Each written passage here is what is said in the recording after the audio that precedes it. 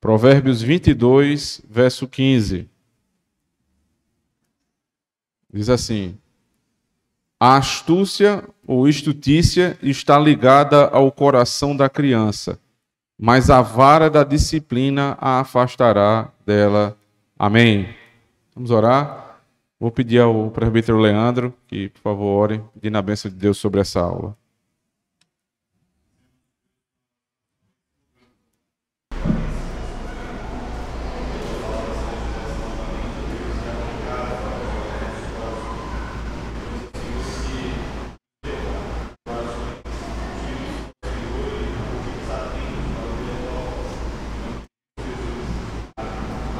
Amém.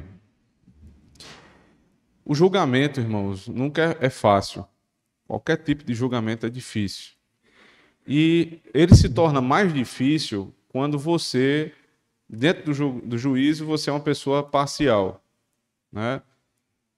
No direito, existe uma declaração, que é a declaração de suspeição.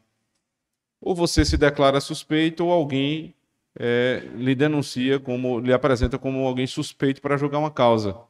Por exemplo, um juiz que ele tem ligação afetiva com o réu, né, ou com a parte que está sendo ali a acusadora.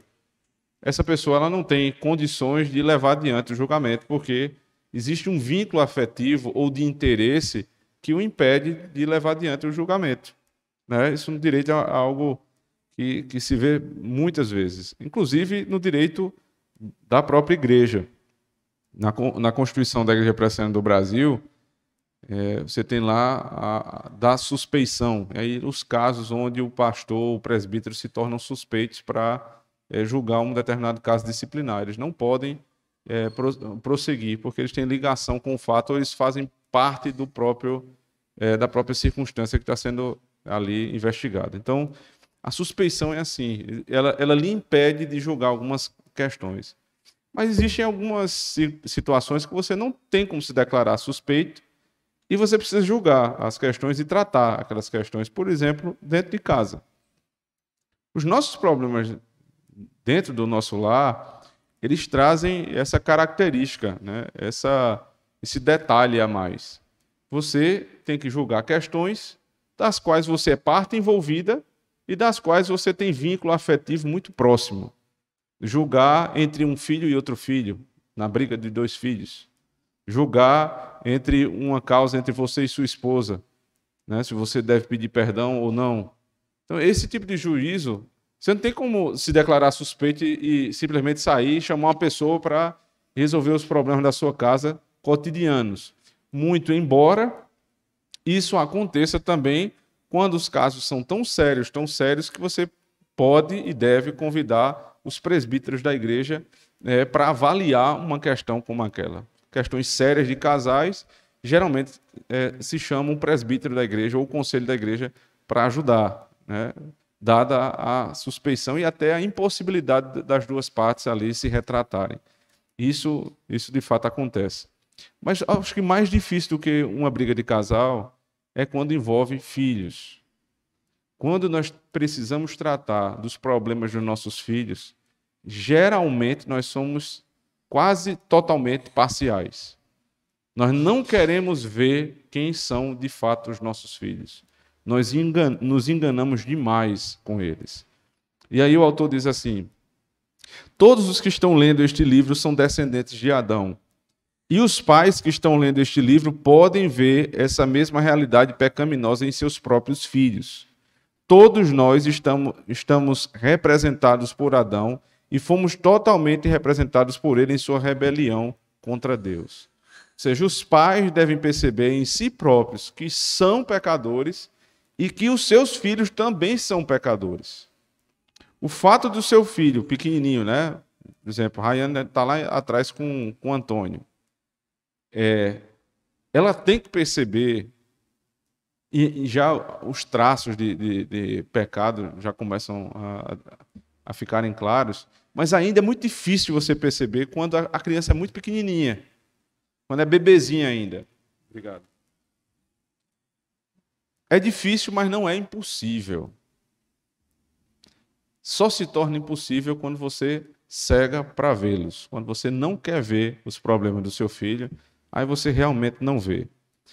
Um traço muito forte da criança, e aí já não mais nesse período de Antônio ali, um pouquinho depois, é o egoísmo.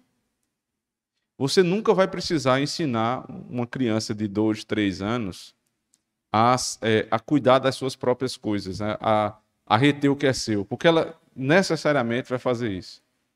Quando ela pega um brinquedo, ela diz o quê? É meu. Quem foi que ensinou?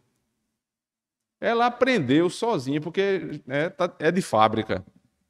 É um defeitinho que já vem de fábrica. É meu.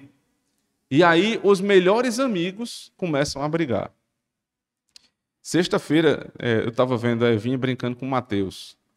Quando o Matheus chegou, a Evinha disse: Matheus é meu melhor amigo.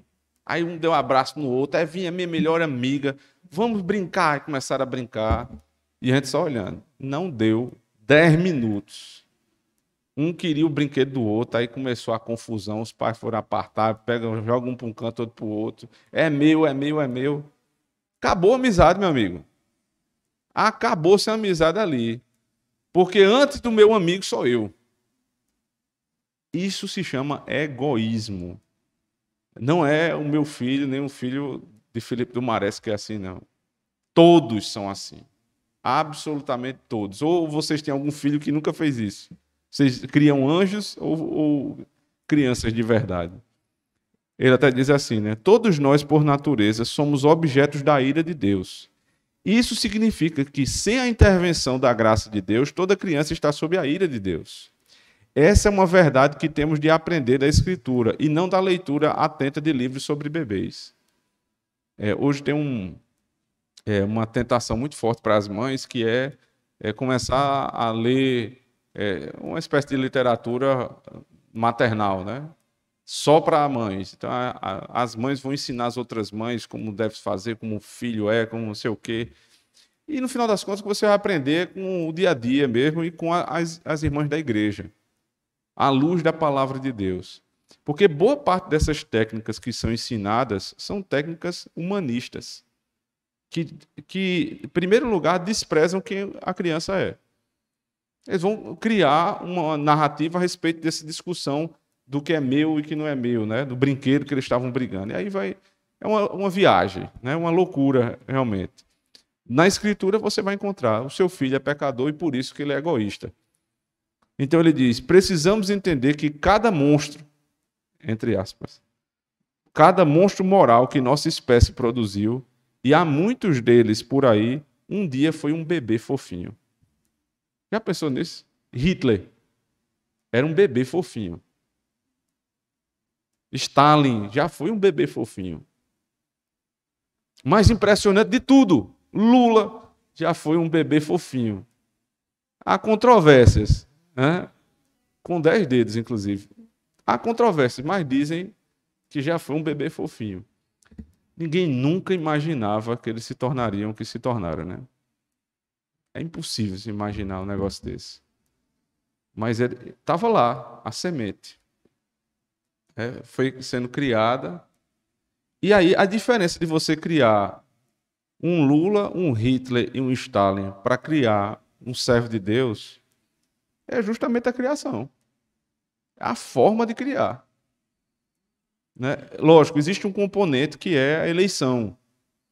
Mas nós já vimos aqui nas aulas passadas que não há motivo nenhum para um pai e uma mãe crente que tem um filho achar que o seu filho não é eleito. Qual o motivo para isso? Nenhum. Então, o que depende dali em diante é da graça do Senhor manifesta por meio da nossa instrumentalidade como pais e mães.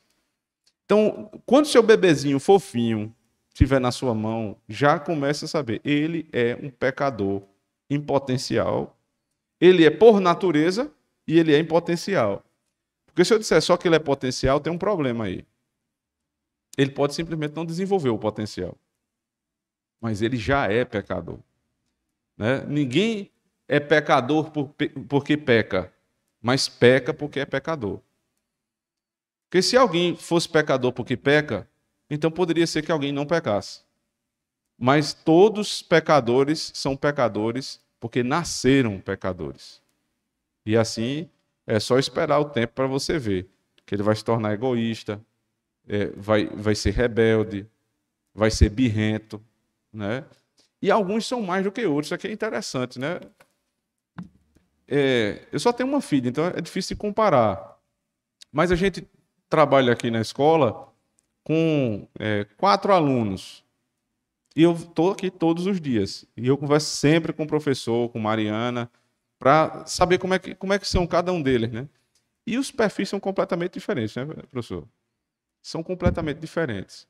Os pais que têm mais de um filho sabem disso. Você não trata os filhos todos iguais, porque eles não são iguais.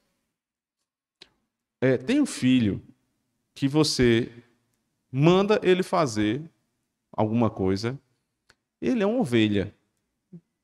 Ele é, sim, mamãe. Claro. Como eu não pude fazer isso antes? Que tolice da minha parte, eu já devia ter feito, mas não faz.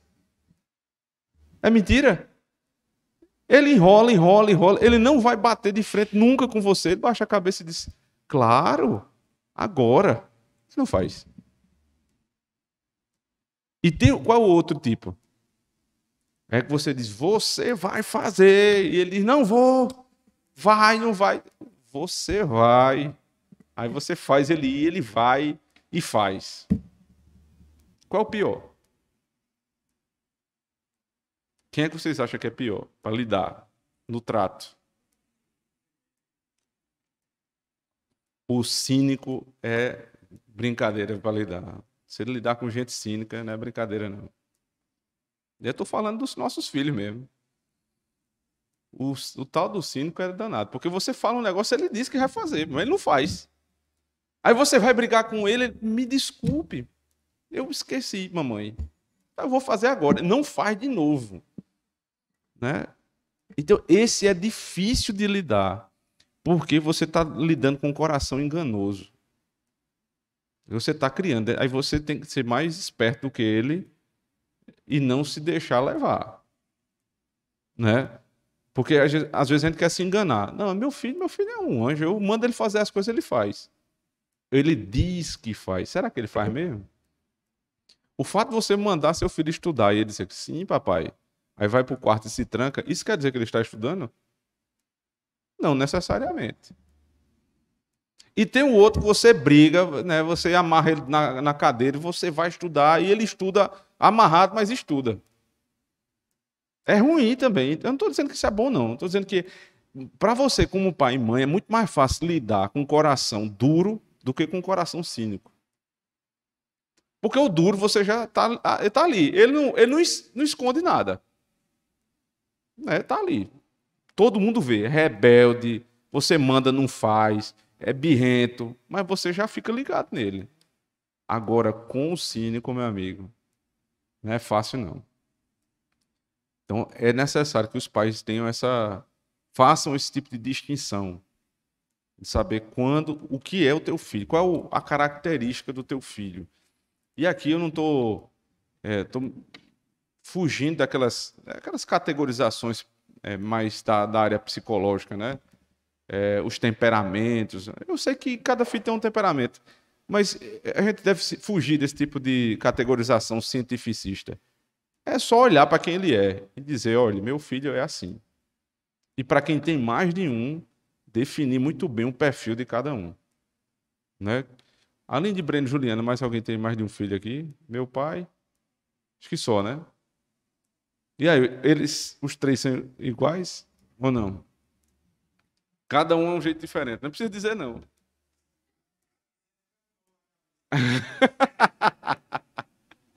Então eu vou parar. Para ajudar o menino aí. Porque aí é complicado, né? Mas exatamente assim. Desde pequenos, eles são diferentes. Aí ele diz: instrução e disciplina dos pais são necessárias para restringir tal pecado e lidar com ele efetivamente. Mas o propósito da disciplina paterna não é impedir que o pecado apareça. Muitos pais cristãos ficam aterrorizados com a primeira mentira ou ação maliciosa praticada pelos seus filhos. Mas devia estar preparado para isso, irmãos. Né? Devia estar preparado. Eles vão pecar. O teu bebezinho maravilhoso que está aí, parece um anjinho, ele vai pecar um dia. E não vai demorar. E esse tipo de surpresa que a gente tem, né? Tem pais que choram até quando são enganados pelos filhos. Olhe, você não deveria estar surpreso, não. Não deveria. Eles fazem isso mesmo. E é por isso que a gente tem que redobrar os nossos cuidados. Ainda no mesmo sentido, ele fala, mas muitos pais cristãos caem numa compreensão humanista do pecado. Quando seus filhos começam a manifestar esse pecado nato e espontâneo, eles culpam aquele pequeno pagão, filho do vizinho. Então, só pode ser. Isso é má companhia. Porque o meu é um anjo. É claro que o filho do vizinho é o demônio em questão. E aí, irmãos, é claro que a gente também não pode deixar os nossos filhos andar com pessoas más. É claro isso aí. Mas eles são ruins. Se você trancar dentro de uma sala a vida todinha, ele é ruim. Ele sozinho ele é ruim já, o teu filho. Não sei nem quem é, mas eu sei que ele é ruim. Só quando você coloca uma pessoinha maravilhosa dessa com 3 pessoinhas piores do que os teus, vai dar em quê? Ele vai fazer doutorado, né? Vai virar doutor em ruindade. Então a gente vai, claro, evitar que os nossos filhos se acompanhem de gente assim. Uma das formas é ter cuidado com as amizades. Escola é um negócio complicado, né? Porque você perde a noção de com quem seu filho está lidando ali dentro. Tem como. Você paga a mensalidade e confia que aquela escola vai cuidar do seu filho. E aí, quando você vê, você tem um estranho dentro de casa, cheio de costumes que não são da sua casa. É um problema muito sério, que para os mais velhos é difícil de resolver. Né? Mas, quando nós temos um ambiente como o da igreja, que é um ambiente controlado, um ambiente com perfis morais muito fortes, né? Você tem pecado ainda aqui, mas o nível de pecaminosidade dentro do ambiente da igreja tende a ser bem menor. Então, quem devem ser os amigos dos nossos filhos? Por lógica, os filhos dos crentes. Eu devo expor os meus filhos aos filhos dos crentes, que estão debaixo da mesma lei. Quando eu exponho o meu filho a ter contato diário, várias horas por dia, com os ímpios, é claro que eu vou ter um problema. É claro que eles vão começar a trazer os costumes dos ímpios, como a gente viu agora no sermão. E eu estou dizendo isso, irmãos, porque muitos pais crentes, e são crentes de verdade. Eu não estou falando aqui de gente descuidada, não. Estou falando de gente de bem, crentes verdadeiros. Eles ficam sem saber o que fazer quando dá errado, né? Estou me lembrando aqui daquele caso lá que você me contou, né? Lá no Espírito Santo, problema aconteceu e a família cristã verdadeira, genuína, acabou tendo o desprazer de saber que o seu filho estava sendo aliciado por uma professora. Novinho ainda, né? 14 anos. Aliciado pela professora. A professora fazia ele se vestir de mulher. Nessas aulas online, né? Esse tipo de contato online. Não sabia. Quando soube, ficou desesperado. Dentro da casa dele acontecendo um negócio desse. E o menino ia para a igreja, escola bíblica dominical, tudo direitinho. Não era, porque o ímpeto dele não era aquele do que vai bater de frente com os pais. Mas estava lá. Começou a ter uns trejeitos estranhos, né? Comportamento mudando um pouco. E aí os pais descobriram. Confusão na escola, a escola fechou, né? Por conta do escândalo na cidade. Mas agora, e o problema? Como é que resolve? Como é que resolve agora para tirar isso da cabeça do menino? Está fazendo educação domiciliar, mas e agora? O menino não quer mais conversa com Deus. É difícil, irmãos. Então, toda a atenção nossa é pouca. É pouca. A gente não pode colocar simplesmente a culpa no filho do vizinho, mas é nosso trabalho não permitir que os nossos filhos tenham um contato tão estreito com os filhos dos ímpios. Porque não vai dar coisa boa. Não tem como dar coisa boa. Não tem. É um dos meios mais corrompidos hoje, é justamente a escola.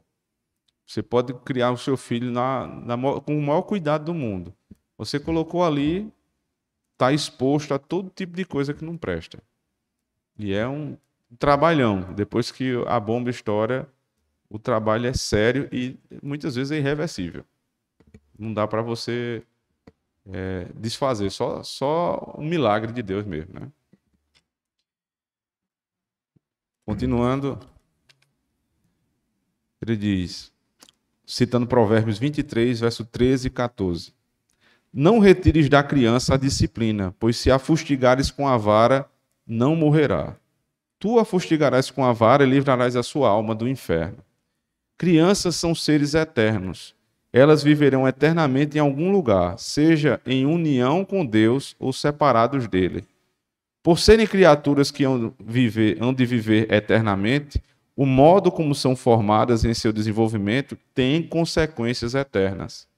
Como os pais as tratam ou se recusam a tratá-las, afeta esse destino eterno. A ligação de Provérbios é a disciplina e o inferno. Se você fustigar o seu filho com a vara, ele não morrerá, porque aqui nós não estamos falando de espancamento. Nós estamos falando aqui de disciplina. Essa disciplina não mata o seu filho, mas livra a alma dele do inferno. Então, o que é que nós devemos dizer de um pai que não disciplina? Ele está levando o filho dele para onde?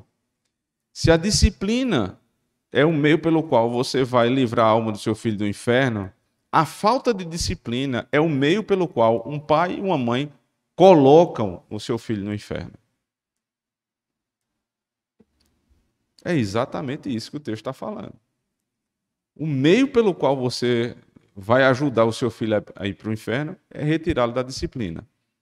E lembre que disciplina no contexto bíblico é disciplina e instrução, correção e instrução.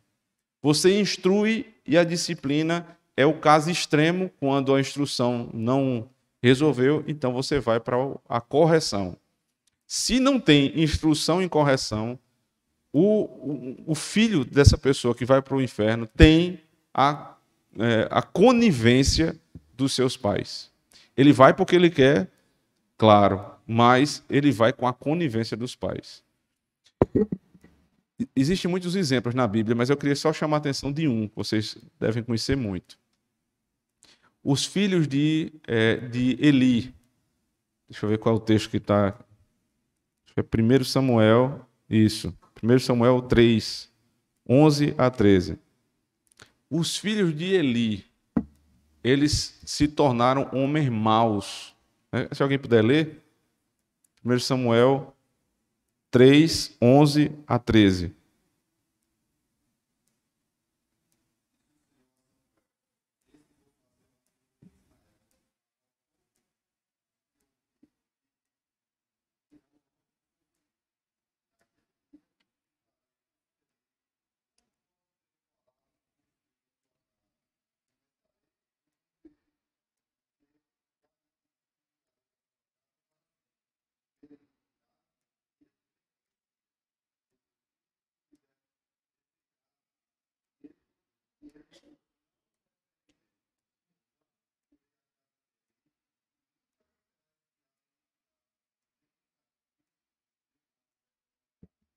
Vocês percebem que o problema não é simplesmente o pecado dos filhos de Eli? O problema, ele diz aqui, os seus filhos se fizeram execráveis e ele não os repreendeu. Se os seus filhos tivessem sido execráveis, pecaminosos, ele tivesse repreendido, provavelmente o desfecho era outro. Mas o fato do pecado não repreendido levou não só os filhos à destruição, mas a casa inteira. E gerações foram amaldiçoadas por conta da negligência de um pai.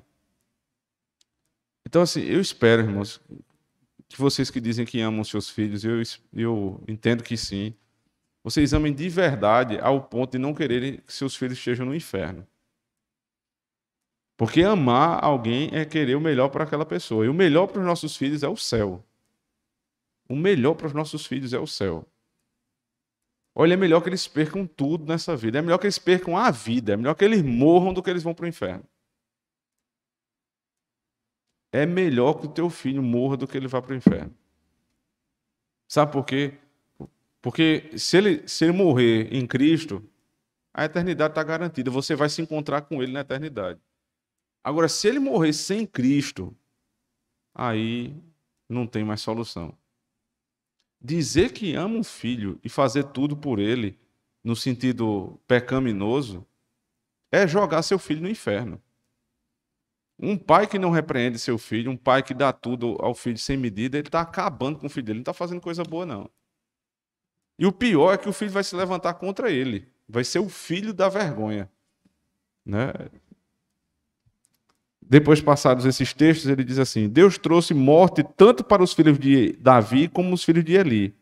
Nas Escrituras há homens de Deus que estarão no céu, porém os filhos não estarão.